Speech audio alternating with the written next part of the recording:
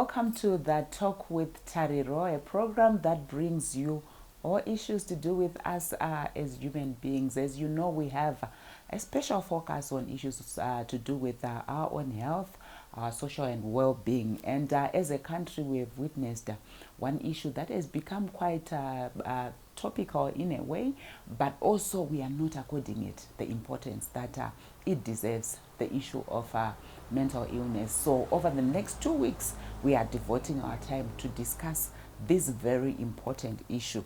And we're starting off our discussions through getting a testimony, a personal story of how an individual has actually dealt with mental health issues. Our aim is to demystify all the myths and misconceptions that we have towards mental health. And we are hoping that after these 2 weeks, at least we'll have a clear understanding. On the show today, to start off, we have invited Zandile Samkange-Bwoni, who is a mental health recovery coach.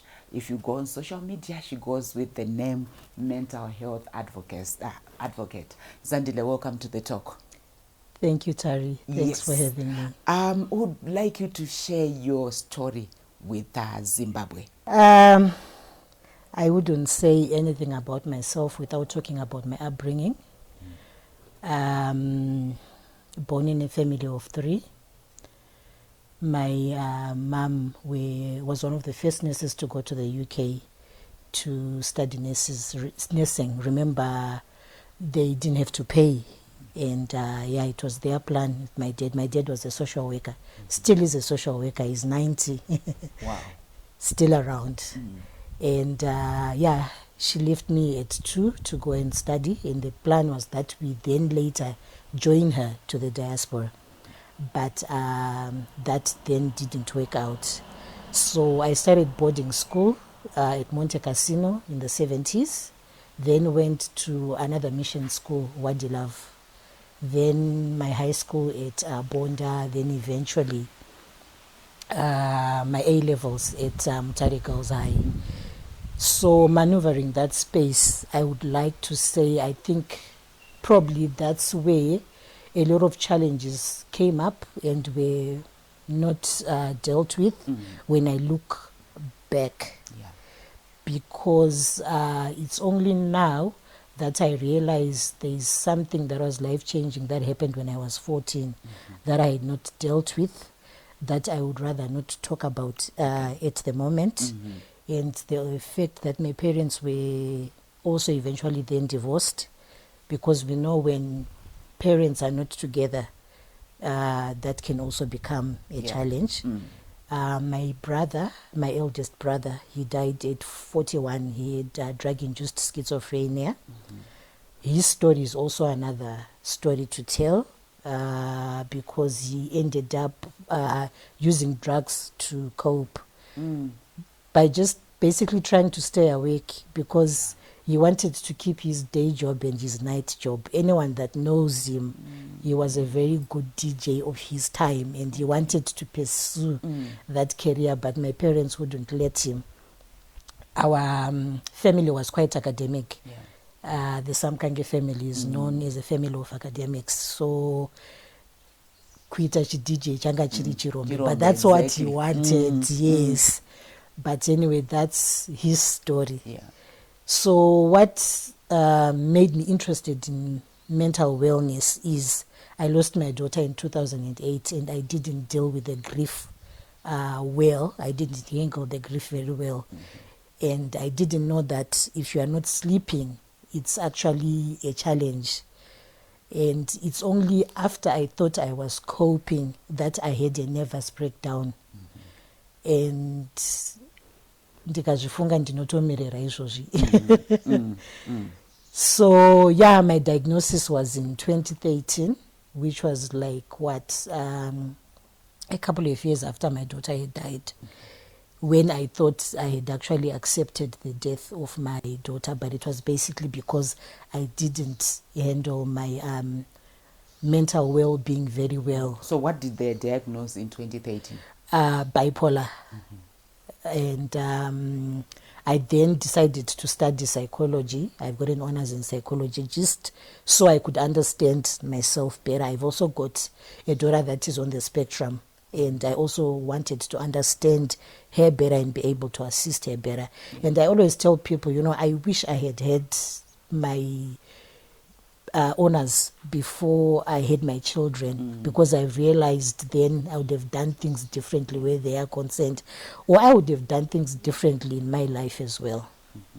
Yes. Maybe Zandile, to simplify it for people who are watching, we often hear people saying, I've been diagnosed with bipolar. What exactly is bipolar? Because oftentimes we say, because we actually don't understand. And I would want to hear from you after you were diagnosed. What went through your mind? But first unpack for us, when you're saying bipolar, what were you going through? Okay. I think to debunk mental wellness, we just have to understand that the brain is an organ, just like the heart, the pancreas, because obviously pauneta kidney failure, it means there's something that went wrong, that has gone wrong within your body. So now when things go wrong with your brain, it's the behavior that we see that we don't understand. And because there are issues to try and understand that, there are ethical issues on how to do experiments and all, it becomes very difficult for people to explain. And anything that we don't understand, Yes. And I think we shouldn't really be hard on ourselves, because even in Europe, when mental health started, there are a lot of things that they did wrong before they became enlightened. So the question that you asked is what went through my mind. Yes. Because we always say mental wellness, the people that are in the streets picking up stuff in the garbage. Yes. I had, all my life sorted out. I worked in the corporate world for 26 years. I never thought I would be that person and not running mental wellness. So obviously it's the last thing I wanted to be associated with. So the first thing was for me to actually accept that I actually had this mental health condition. And the good thing is the doctor that I got to managed to explain to my family what was actually going through, so that they could actually understand. Because we know, like any other health condition, mental health can be inherited. It can be in your genes. It could be due to a chemical imbalance. We know we are a lab on our own. We produce chemicals. These chemicals make us happy. These chemicals, make us sad. And these chemicals are also responsible for our general mood. So that's the other thing that people have to understand, that say if you don't have enough dopamine in your system, you won't be motivated to do certain things. Okay, dopamine is just one of the chemicals that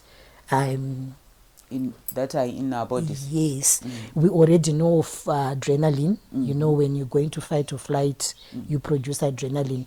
But continuously being in that fight or flight, stressed, it means if those chemicals are always in your body, it's not also good for you. It means your heart is always beating and things like that. So anyway, I didn't accept that I was unwell. And I didn't like the way the medication made me feel, because I was given medication to stabilize me. But what I'm grateful for is I managed to actually recover within our home, because my aunt actually came to live with me, because she knew my brother's journey. My brother was once actually admitted at the psych ward at Pari. And I remember him always saying, once you get in the kubuda kwacho kuneta say kunonetsa, but I could never understand him, because ndaitombofunga kuti anozviitisa before I actually went knew through better. it as well. Yes. We will continue with the discussion after the break. Stay tuned.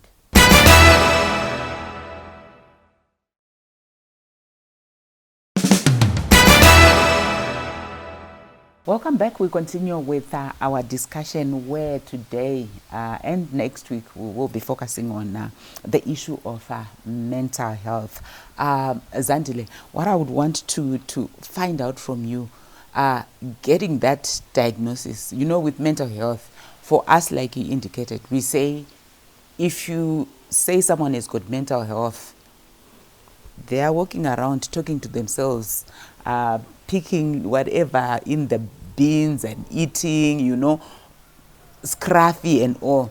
But here you are, somebody who, when somebody looks at them, they're saying there is no mental health, which is that perception that we have regarding mental health. And you being you, and then you are being told you've got mental health.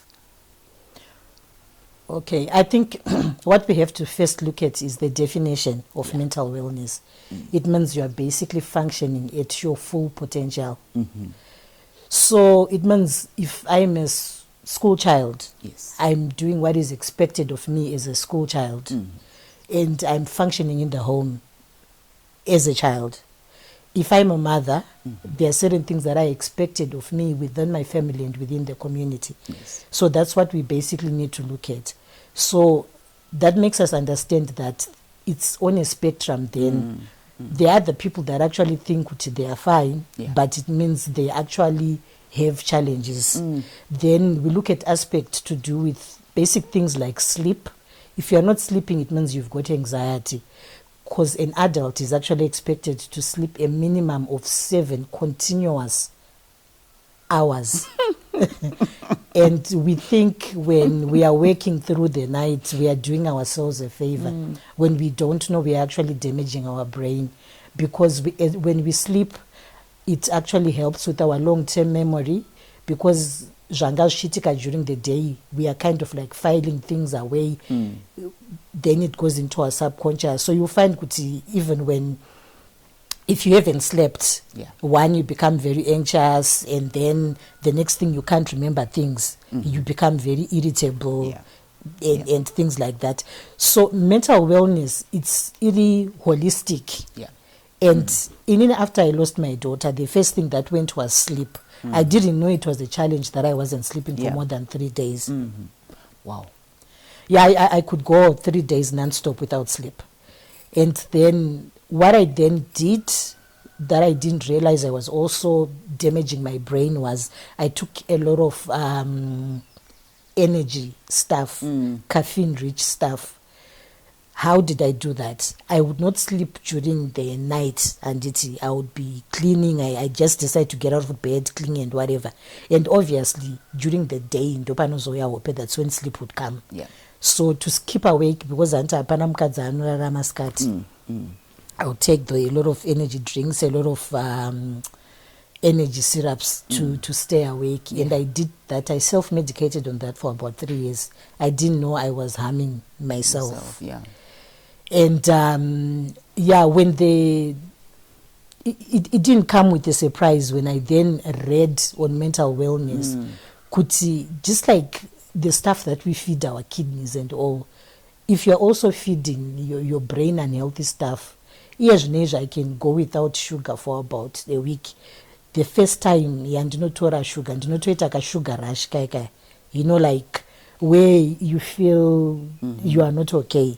So I think everything is going to be done in moderation. Even work is going to be done in moderation. Even alcohol is going to be done in moderation. Even kufara chaiko, everything zvinenge balance. Which brings me to my organization, because I started my own organization to create mental health awareness. And unlike what most mental health practitioners are against, is also we don't want to really focus on religion and spirituality where mental health is concerned. But the first time I had my nervous breakdown, my psychotic episode, I actually found that whenever I was playing gospel music, it would calm me. So even papa, we think of stress as stress. But stress actually means you need to, or maybe let me start with I'll start with stress. Stress is necessary, and because it will help you to either grow or inonge yakawandisa zvekuti unobva watadza kufunctiona. But a lot of people that have been in difficult circumstances, it means that they actually go from stress. So stress is necessary. It's how you actually react to it. And then we can talk about depression. I'm depressed. But diagnosis actually says you need to have been in that mood. It's not just generally being said. You need to have been low for a period, continuous low for more than 2 weeks plus. For you to be considered to have depression. Yes, and obviously all these things, my practitioners do a diagnosis. You can't just diagnose yourself, neither can you diagnose another person. But it's also important to understand my symptoms kana akuitika kwauri. And usually izvozvo zvekuti unenge ungori anxious, that feeling yekuti wangu wakamirira bhazi pabus stop kungoda kuenda somewhere kumwe. I suppose it's different for everyone, because with me that's how it starts. I'm just anxious, and then hana inenge ichingorova, like I said, in fight or flight. And it kana ukavhundutsirwa, you either going to fight or flight. It means you're getting ready to fight the danger that is coming. Or you're getting ready to actually run away. But with other people, they freeze. Like my youngest daughter, she freezes. Anotongomira ipapo hapana kwaanoita sei kwaanoenda. Okay. All right. We will continue after this short break.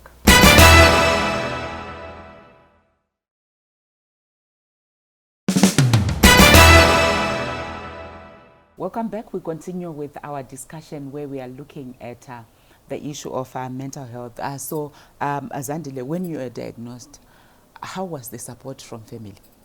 I was well supported. My family stood by me because the doctor took time to explain to my family what was going on.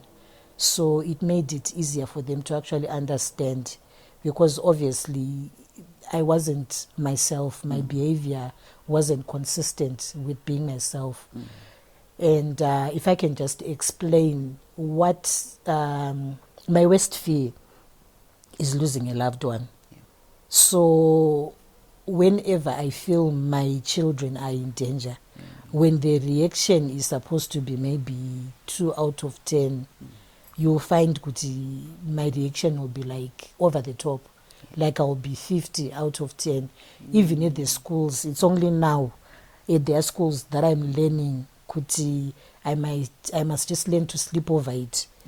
Because if I think you are looking at my child, get back to your experiences earlier in life, or what? Have you I think everything is interconnected if you really think of it, because everything stays in the subconscious. Because there's something that happened when I was in school that I actually thought I'd forgotten about. So I just went in thinking I'm just getting a repeat of my prescription. So I got there because my doctor is very busy, because he's very good. So I thought I'm just popping in to get a repeat of my prescription. And then there I was just crying over something that happened when I was 14 that I actually thought I had gotten over. That's what you said you would want to talk about. That's the incident. Yes. Okay. Because if you really look at it, we don't handle our grief very well.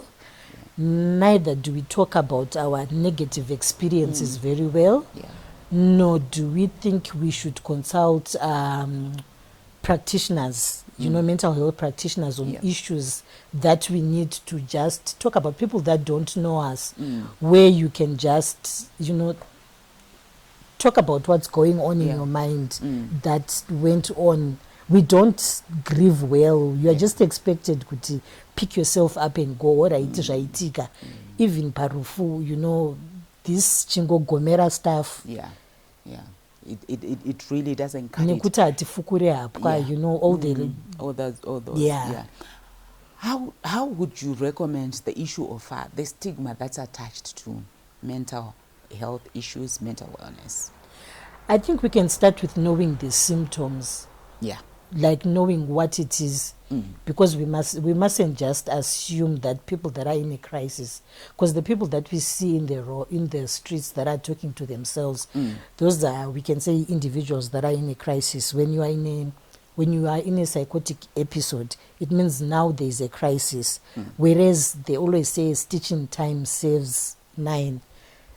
So if there is early intervention, if we understand what this is, if we understand how we should be living our day-to-day lives, if we understand how we should be treating each other in the home, then we will not get to challenges. And if I can talk of people that are, say, bringing in drugs, it's something that would never do. Yeah. There are individuals that are now lacing sweets, children's candy with drugs. We always were a communal people who believed kuti your child is actually my child. Yeah. So I think that is what we should be looking at first. We rush to say the government is not doing this, the government is not doing that. But what are we doing as a people?